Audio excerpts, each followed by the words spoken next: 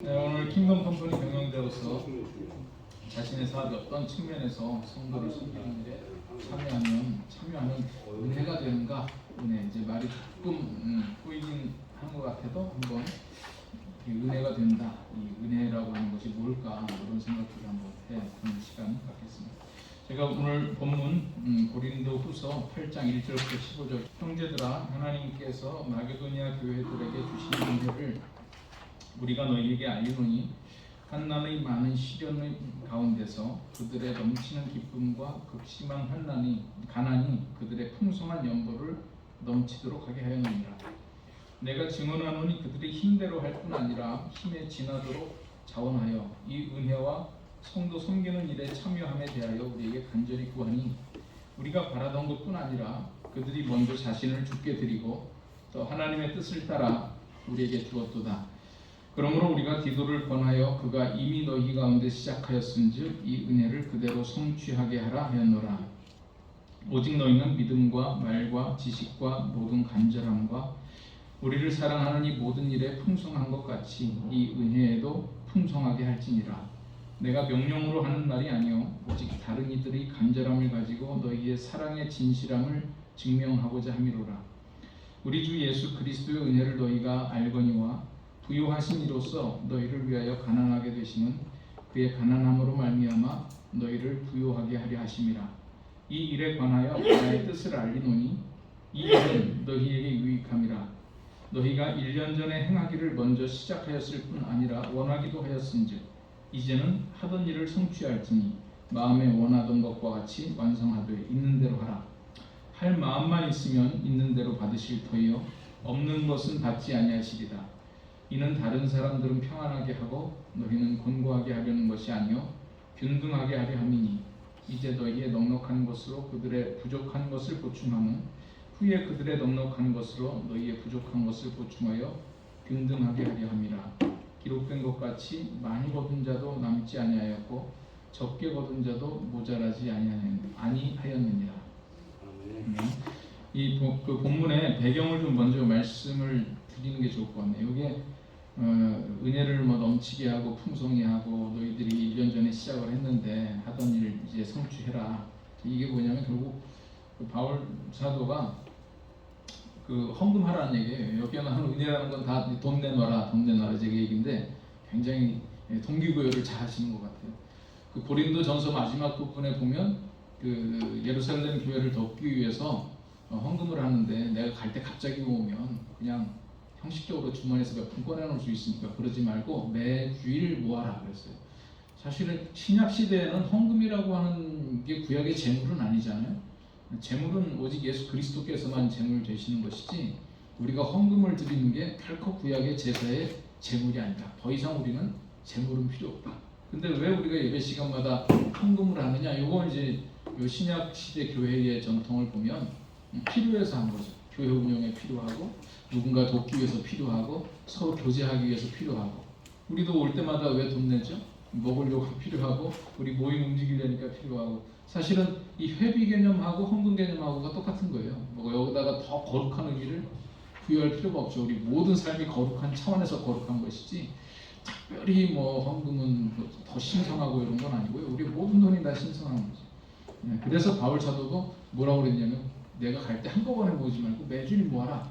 그랬는데 이제 이게 고린도 전서와 후서 사이에 많은 일들이 벌어진 거예요. 그래서 고린도 당신이 사도냐부터 시작을 해가지고 이러저런 컴플레인들이 나오는데 그 중에 하나가 왜 자꾸 돈 내라고 그러냐 이 얘기도 나온 거죠.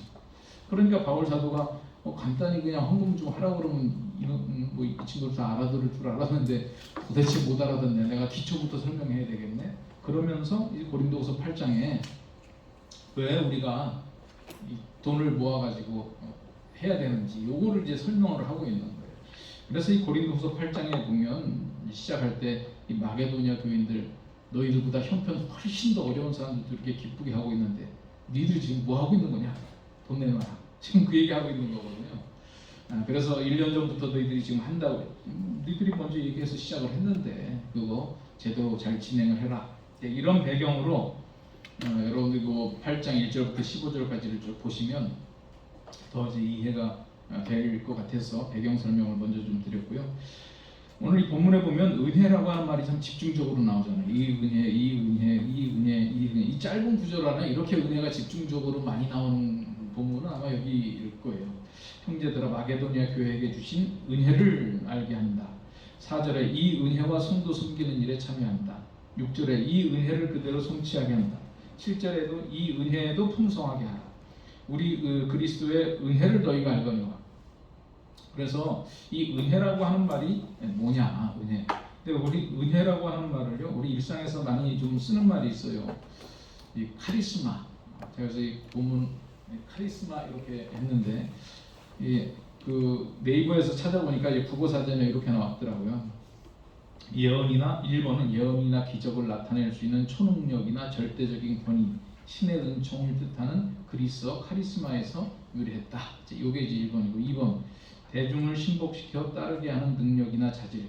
독일의 사회학자 베버가 지배의 세 가지 유형으로 합리적 지배, 전통적 지배와 함께 카리스마적 지배를 든 이후로 일반화하였다. 그래서 우리가 이제 보통 사회에서 그냥 우리 흔히 하는 말로 강력한 지도력을 나타내는 사람 보고 야, 저 사람은 칼이 있다. 카리스마. 카리스마. 좀 아재 개그 비슷한 거지만 이제 카리스마 그러잖아요. 그 카리스마라고 하는 것을 우리가 그런 식으로 쓰기 시작한 사람이 있냐면 막스 베버가 지도력에 대해서 얘기를 할 때 합리적 지배, 전통적 지배, 거기에 또 하나 이제 카리스마적 지배.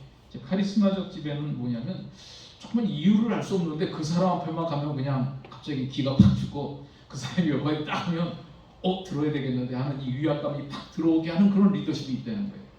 그게 왜 베버가 카리스마라고 하는 것을 거기다 썼을까? 이건 아마 원래 은혜라고 하는 말인데 하나님께서 우리에게 주신 거잖아요. 그러니까 이게 근거를 알 수 없다는 거예요. 신적인 근거를 가지고 내가 저 사람 왜 무서워하지? 내가 저 사람 말을 내가 왜 듣고 있지? 지금 대중을 신복시켜 마음으로 복종하게 해서 따르게 하는 능력이나 자질인데 도대체 그 이유를 잘 모르겠다. 그게 이제 카리스마적인 리더십이라는 거예요. 그래서 우리가 얘기할 때 좀 이 카리스마적인 리더십 얘기하면 좀 이게 단어 자체로는 은혜인데 약간의 독재적 리더십을 이제 좀 표현하기도 하죠. 그래서 제가 이제 카리스마라고 하는 것이 우리 일상적인 사회 속에서 그 리더십을 얘기할 때 쓰는 말이 카리스마인데 사실은 이 카리스라고 하는 것은 은혜라고 하는 말이다. 은혜. 그러니까 좀 원래 이 단어 취지하고 막스 베버가 그것을 신적인 권위에다 두다 보니까 원래 성경에서 의도한 바하고는 좀 어떻게 반대적으로 쓰인 것 같아요. 그래서 카리스 또는 카리스마 둘 다 명사인데 카리스 그러면 은혜, 기쁨과 즐거움, 감미로운 매력을 주는 은혜로운 말, 은혜의 선물, 감사, 보답, 보상 이런 말이고요. 카리스마 역시 비슷한 개념이죠. 그래서 보통 카리스마는 우리가 이제 은사라고 많이 번역해요. 어찌 보면 카리스라고 하는 것은 이 나의 내재적인 이 상태를 얘기하는 것이고 그게 이제 겉으로 표현되면 약간 카리스마가 아닌가. 본질은 똑같은데 그런 성격이 좀 있는 것 같죠. 그래서 하나님의 카리스를 받아서 우리가 뭐가 나타나느냐? 카리스마가 나타나는 거예요. 사실은 이 성경에서 카리스마를 뭐로 번역했냐? 은사로 번역을 한 게 많아요. 그러니까 우리가 은사를 주셨다라고 하는 은사의 헬라어를 딱 보면 거기 카리스마 이렇게 써 있거든요. 근데 그거를 막스 베버는 하나님이 주신 거니까 신적인 권위다. 이래서 어떤 사람 앞에 가면 딱 내가 이렇게 위축되고 이제 이런 리더십, 그거를 카리스마적인 리더십이다. 그러니까 합리적인 리더십, 전통적인 리더십이 있지만 카리스마적인 리더십이다. 얘기를 할 때 그 카리스마가 바로 그 카리스다. 뭐 장황한 설명을 했지만 이 카리스라고 하는 말 자체가 은혜라고 하는 말이고 우리 일상에서는 이렇게 쓰이고 있는데 성경에서는 카리스마 그러면 은혜라고 쓰인다. 오늘 바울 사도가 그거를 집중적으로 이거를 카리스 얘기를 한 거예요. 그래서 이 은혜 오늘 본문에서 나타난 이 카리스마의 특성을 제가 오늘 본문에서 몇 가지를 정리를 해봤어요. 이거는 뭐 여러분들이 묵상하시면서 저는 3가지 정리했지만 5가지 정리해 볼 수도 있고 6가지 정리해 볼 수도 있고 뭐 많이 정리해 볼 수 있는데 저는 이제 3가지로 정리를 해봤습니다. 이 은혜, 카리스마라고 하는 것은 요게 이제 이 자원이 필요한데 은혜가 우리에게 오려면 은혜의 원천이 뭐를 통해서 만들어지느냐? 요건 희생을 통해서 만들어진다. 그래서 9절 말씀에 우리 주 예수 그리스도의 은혜를 너희가 알거니와. 이 은혜가 이제 어떻게 형성이 됐냐 이거예요. 부요하신 이로써 너희를 위하여 가난하게 되심은 그의 가난함으로 말미암아 너희를 부요케 한다. 그래서 이분은 부요하신 분이었는데 가난해졌다는 거예요. 하늘 보좌를 버리시고 요 땅에 오셨다. 그래서 그 차액이 생겼잖아요. 그게 이제 자산이 됐다는 거예요. 은혜를 위한 자산. 그래서 은혜를 위한 자산은 뭐냐? 하나님께서 하늘을 보좌를 버리시고 이 땅에 내려오시면서 생긴 잉여분을 가지고 우리한테 나눠주는 것이다. 근데 우리한테 돈을 안 받고 그냥 준다는 거예요. 공짜니까 은혜라고 하죠. 근데 그 은혜의 자원은 어떻게 마련됐느냐? 그냥 하나님이 쓰다가 남아가지고 아유 오좀 누구한테 나눠주지? 이래서 생긴 게 아니라 그분의 생명을 대가로 치르고 마련된 자원을 우리에게 주는 것이다. 그분의 생명을 대가로 우리가 얻은 것이 뭐냐? 그게 은혜다. 근데 우리한테는 공짜로 왔다 이거죠.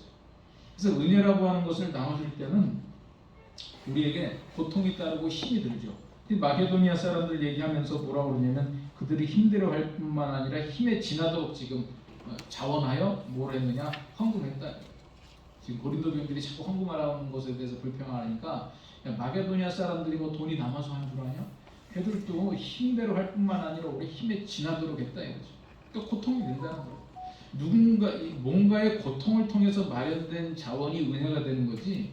그냥 하나도 고통이 안 되면 이제 은혜가 안 되는 거죠. 그래서 여러분들이 이제 헌금을 하실 때도 헌금의 액수가 전혀 부담이 안 되는 액수는 사실 은혜가 되긴 좀 힘들어요. 11조라고 하는 게 묘하다고 그러잖아요. 그게 굉장한 공포심을 주고 좀 이 마음에 부담을 줘요. 야, 이것만 내가 좀 해도 괜찮은데 이걸 내가 왜 떼어야 되지? 그래서 근데 막 헌금을 하는데 뭐 얼마 헌금했는지 뭐 전혀 생각도 안 나고 이러면 사실은 그게 다른 사람에게 은혜로 주어지기보다 약간의 상처와 자존심의 이 스크래치를 낼 가능성이 많다. 은혜라기보다. 그래서 은혜라고 하는 것은요, 은혜라고 하는 것이 하나님께서도 우리에게 자신의 생명의 희생을 가지고 만들어진 것을 우리에게 나눠주니까 그게 감사한 거지, 그냥 뭐 쓰다 남은 잉여자원으로 되는 건 아니라는 거죠. 그래서 우리가 이제 그 은혜를 받았으므로 우리가 너희들도 은혜에 동참해라, 은혜를 성취해라, 은혜를 풍성히 하라. 지금 바울 사도가 얘기를 하는 건데 고린도 교인들한테도 뭐라고 그러냐면 너희들 지금 고통스러운 것을 공감을 할 수 있어야 그게 되는 거지. 내가 뭐 너희들 쓰고 남는 거 달라고 하는 거 아니다. 그래서 우리가 착각하지 말아야 되는 것은 우리에게 주어지시는 은혜가 값없이 주어진 게 아니라는 거잖아요. 뭐 워싱턴 어디 가면 그 참전용사 무덤에 그런 거 있다면서요. Freedom is not free. 우리에게 자유로 주어진 것도 그냥 누리는 게 아니라 뭔가 희생의 대가가 있어서 우리가 누리는 것이다. 그래서 은혜의 첫 번째 특성은 뭐냐? 희생을 통해서 만들어진다.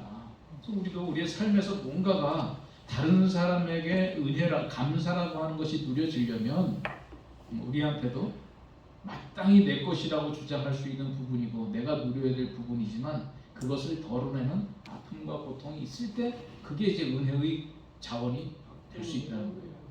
절대 액수가 중요한 게 아니라 고통이 느껴지는. 그래서 예수님께서도 그 성전에다가 갖다 바치는 돈, 부자들이 11조 내는 것보다 가난한 과부가 두랩돈 바치는 것은 절대적 액수는 매우 미약하지만 그에게는 고통이 있었잖아요. 고통. 그러니까 절대적인 액수는 작아도 그것이 더 큰 액수로 하나님께는 들어온다. 은혜가 된다. 두 번째 은혜는요. 은혜의 특성은요. 은혜는 마음으로 끝나는 게 아니라 물질적인 가치로 바뀌어가지고 전달이 됩니다. 전달이 되거나 표현이 된다. 뭐냐면 이 형제들아, 오늘 본문에 마게도니아 교회들에게 주신 은혜를 우리가 알기노니 너희에게 알기노니 너희의 환난의 많은 시련 가운데서 그들의 넘치는 기쁨과 극심한 가난이 그들의 풍성한 연보를 넘치도록 했다. 요 단어를 가만 보시면요, 환난에 시련이 있고 넘치는 기쁨이 있어요. 요 시련이나 기쁨이라고 하는 것은 눈으로 딱 만져지지는 않아요. 그런데 그게 어떻게 표현이 되냐면 극심한 가난과 풍성한 연보로 표현이 되는 거죠. 사실 시련을 통해서 뭐가 이루어졌냐면 극심한 가난이 생겼어요. 환난의 많은 시련으로 인해서 그 결과는 뭐냐? 가난이 나타났는데 이 시련 가운데서도 기쁨이 있다 보니까 이 극심한 가난 속에서 또 뭐가 나타나냐? 풍성한 연보가 나타난다. 그래서 여기서도 이 자체적인 의미도 있지만 저는 이 시련과 기쁨이라고 하는 어떤 무형적인 가치가 뭘 통해서 표현이 되느냐? 가난 또는 풍성한 연고라고 하는 물질로 표현된다. 그래서 우리가 누군가에게 은혜를 나눈다 그럴 때는 야고보서도 있잖아요. 너희들 가서 덥게 해라, 배부르게 해라, 좀 편안히 지내라, 푹 자고 푹 쉬어라, 건강해져라, 이런 쓸데없는 말 하지 마라. 그거는 믿음이 아니다. 믿음은 구체적으로 가서 먹을 거 주는 거, 그들에게 돈을 주는 거, 뭔가 나의 시간을 내주는 직접적인 점검 가능한 행위가 나올 때 그 은혜라고 하는 거, 감사라고 하는 거, 믿음이라고 하는 것이 증명되는 것이지. 아유, 내가 마음으로 당신을 사랑해요. 그거는 진실성이 좀 결여된다. 그래서 이 로마서에 보면요, 바울 사도가 그런 얘기도 했어요. 이때도 역시 그 예루살렘 교회에 든 기근을 우리가 좀 돕자라고 하는 취지에서 나온 것인데, 영적인 것을 나눠 가졌으면 육적인 것으로 그들을 섬기는 것이 마땅하다. 요거 저는 이거 굉장한 말씀이다. 뭐냐면 육적인 거하고 영적인 거하고 교환 가능하다는 거예요. 너희들이 예루살렘 교회로부터 복음을 받았으면 무형적인 가치를 받은 거잖아요. 근데 돈 내놓으라 이거예요. 우리가 왜 복음을 돈 주고 사는 게 아니라 서로 믿는 걸 가지고 교환하라는 거예요. 너희들한테는 돈이 있고 저기는 복음 있잖냐? 복음을 받았으면 너희들이 그들에게 복음을 이미 있으니까 그거 말고 돈 줘라. 서로 교환 가능하다. 그래서 은혜라고 하는 것은 이 물질적인 가치를 통해서 전달이 되기 때문에 우리의 물질은 곧 은혜가 되는 것이, 은혜가 곧 물질이 되는 것이다. 그래서 이 물질은 사실 바울 사도가 이런 얘기할 때 이때 당시에도 다 물질은 더러운 것이고 우리 영적인 것은 고결한 것이다, 이런 생각들이 있었어요. 영지주의자들한테도 있고. 근데 그거 아니라는 거예요. 물질이 영적인 것을 대체할 만큼이나 소중하다라고 하는 거죠. 우리 둘째 그러니까 굉장히 어렸을 중학교 때인가 고등학교 때인가 우리 제 생일이었는지 제 아내 생일이었는지 제가 생일 선물을 준비하는데 마음의 선물을 준비했다고 하더라고요. 그래서 알았어, 너도 생일 때 우리가 마음의 선물만 할 거야. 그랬더니 그 다음에 하나 사왔더라고요. 여러분, 마음의 선물 좋지만 마음의 선물을 잘 알아달라고 하는 것은 세상 마음이 없을 가능성이 많아요. 그래서 우리의 삶 속에서 뭔가 우리의 생활 속에서 마음이라고 하는 것도 물질로 표현되듯이 은혜라고 하는 것도 물질적인 가치로 바뀌어서 전달되고 표현된다. 은혜라고 하는 특성이 그렇다. 세 번째는 참 이 말은 이제 번역하기가 좀 힘들었는데, 은혜는 참여를 통해서 모두가 균등하게 누리게 된다. 참여를 통해서. 이 참여라고 하는 단어가 뭐냐면 요 4절에 보면요, 이 은혜와 성도 섬기는 일에 요 참여한다라고 하는 말이, 제가 요거 헬라어 성경을 그대로 카피 왔는데 여기 코이노니아, 우리가 보통 성도의 교제 그럴 때 코이노니아 그러죠. 코이노니아가 이제 교제, 펠로우십. 근데 또 참여한다. 또 뭐가 되느냐? 우리 성도의 교통하심, 교제, 분배. 지금 요 그래서 헌금을 코이노니아라고 표현하기도 해요. 그러니까 우리가 돈 내놓는 게 뭐냐? 그게 교제의 수단이라는 거예요. 그래서 성도를 섬기는, 섬긴다라고 하는 것은 디아코니아. 여기 보통 코이노니아, 디아코니아 얘기할 때, 디아코니아는 뭔가를 섬기는데 코이노니아 한다. 그러니까 요거를 통해서 뭐를 하게 되냐면 13절, 14절에 바울 사도가 그런 말씀했어요. 너희들한테 지금 헌금하라고 그러는 것은 너희들을 지금 가난하게 만들고 배고프게 만들고 힘들게 만들고 괴롭게 하려고 하는 게 아니다. 은혜라고 하는 것은 분명히 첫 번째 은혜의 특성은요, 나의 희생이 있었는데 결국 은혜는 우리한테 또 돌아온다는 거예요. 함께 누리게 된다는 거죠. 교제를 통해서. 지금 이 균등, 이게 개혁 개정안 나올 때도 이 균등이라고 하는 단어가 우리 사회에서는 조금 이렇게 편하지 않은 단어잖아요. 평균. 그래서 개혁 성경에서는 평균이라고 하는 단어가 나왔었는데, 평균 사람들이 좀 부담스러워하는 것 같으니까 조금 더 골라낸 단어가 이제 균등이라고 하는 단어를 놨는데, 사실 여기서 주는 요 말씀을 우리가 너무 거부할 필요가 없죠. 평균케 하라는 거예요. 우리가 은혜를 통해서 평균케 된다. 근데 제가 볼 때는 이게 굉장히 시장경제적인 얘기예요. 왜냐하면 너희들이 남는 것을 가지고, 그러니까 결코 쓰고 남는 게 아니죠. 지금 너희들이 여유가 좀 생겼는데 요거를 갖다가 누구한테 주면 너희들이 또 부족할 때가 있다. 그게 또 온다예요. 그래서 저는 이게 천국의 원리, 어떤 사람이 왜 자다가 꿈을 꿨는데 천국과 지옥을 가봤다잖아요. 지옥을 가봤더니 막 먹을 건 잔뜩 있는데 사람들이 난리가 나서 진짜 그 말 그대로 아비규환이 일어나는 거죠. 왜냐하면 긴 숟가락이나 긴 젓가락으로 먹어야 되는데 이 각도가 안 맞아가지고 먹지 못하는 거예요. 막 하늘로 또 던졌다가 받아 먹다가 막 그러니까 사람들이 열받으니까 막 상 뒤집어 엎고 막 이렇게 난리가 났는데 천국을 가봤더니 세팅은 똑같아요. 풍성한 음식도 있고 숟가락도 길어. 근데 사람들이 막 얼굴에 기름이 쫙쫙 흐르고 너무 평안해요. 어떻게 한 거죠? 아유 너라도 먹어라. 너라도. 나는 못 먹겠는데 너라도 먹어라. 그래서 자기는 굶어 죽을 줄 알았어요. 너라도 먹으라고. 그랬더니 상대방도 당신도 드셔야죠. 그래가지고 같이 살았다는 거 아니에요. 물론 이거 천국이 실제로 그렇다는 게 아니라 예화를 들었는데 저는 그 예화 괜찮은 것 같아요. 지금 우리의 넉넉한 것을 가지고 있으면 나를 먹지 말고 너를 먹이게 두라는 거예요. 상대방에 초점을 맞춰주라. 그래서 상대방의 살 길을 찾다 보면 나까지 살게 되는데 아까 지옥의 모습은 다 나 살겠다고 버들버들 되잖아요. 결국 다 같이 죽는 거예요. 그래서 은혜라고 하는 것은 어떻게 우리가 누리게 되느냐? 상대방을 보고 어떻게 저 사람의 필요를 채워줄까? 요 생각을 하게 되다 보면 같이 산다는 거죠. 저는 뭐 이 경제 개념에 대해서 전혀 모르다가 CBMC 나와서 막 이러저런 강의도 듣고 또 이상하 대표님 얘기도 듣고 또 성수지에 가면 또 거기 이성봉 교수님 있어요. 경영학교 교수 막 이런 분 얘기 듣고 보니까 내가 약간 유식해졌어요. 가격이라고 하는 게 어떻게 정해지나 봤더니 코스트하고 밸류하고 사이에 정해진다는 거예요. 코스트와 밸류 사이에 프라이스가 있다. 이건 뭐냐면 분명히 우리가 이제 물건 살 때는요 손해보는 느낌이지. 이거 재료 얼마나 들어갔다고 이거를 커피값 같은 거 보면 커피 한두 숟가락 넣어주고 말이지 몇천 원씩 받아 만 원씩이나 받고. 그런데 내가 만 원 가지고 그 가치를 못 만들어내면 사실 가치에다 포커스를 만들면 엄청난 이익을 받는 거잖아요. 난 만 원 가지고 이 가치를 내가 누리지 못해. 그런데 만 원 줬더니 막 이런 풍요한 가치가 돼. 원가는 거기 안 들어가는 줄 알면서도 내가 그 가치를 못 만들어내면 그 돈을 손해보면서 사는데 결국은 이익을 본다. 난 그래서 이 평균케 된다라고 하는 말을 균등하게 한다는 말을 굉장히 막 사람 이렇게 우리 자본주의 사회에서는 싫어하는 말 같은데 이게 자본주의적인 용어예요. 내가 가지고 있는 비교 우위를 나눠줬더니 상대방이 가지고 있는 것을 내가 누리게 된다. 요게 이제 시장경, 자유시장 경제의 원리는요.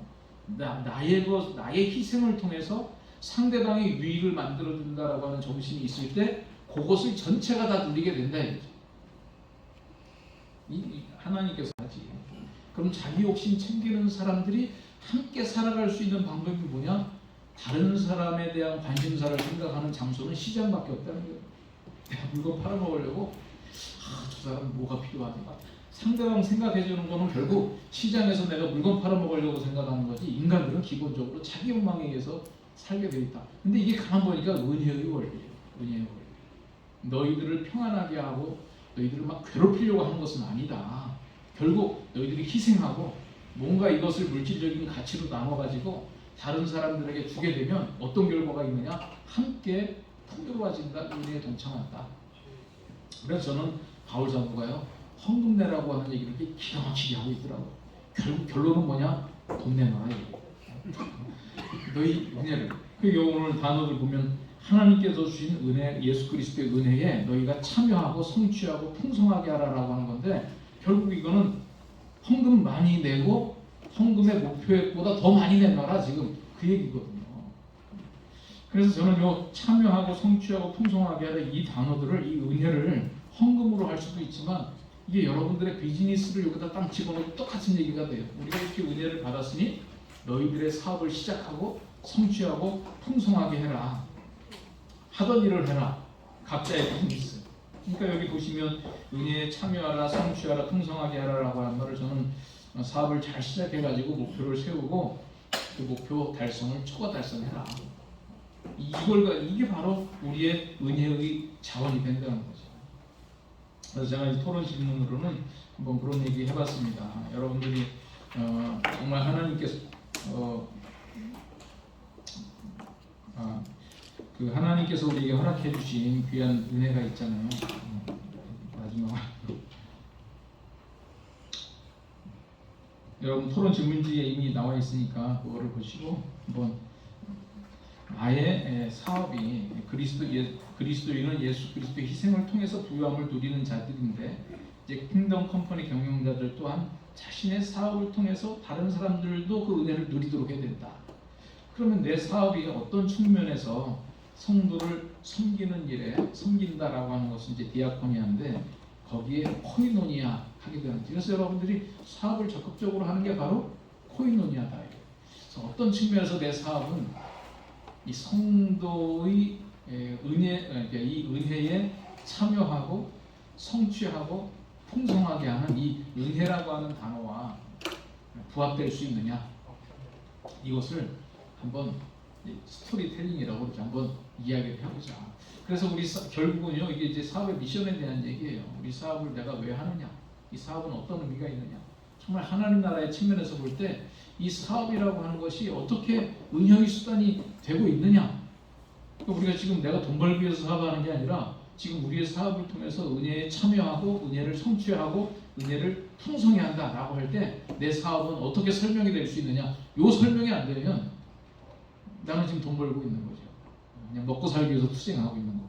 근데 요게 이제 내 사업으로 설명이 되면, 내 사업이 이렇게 설명이 되면 그건 하나님께서 우리에게 주신 미션을 통해서 은혜를 참여하고 성취하고 풍성히 하게 되는 것이다. 그래서 한번 여러분들 이런 관점에서 이야기들을 나눠봤으면 좋겠다 하는 겁니다. 우리 조별로 얘기 나누시고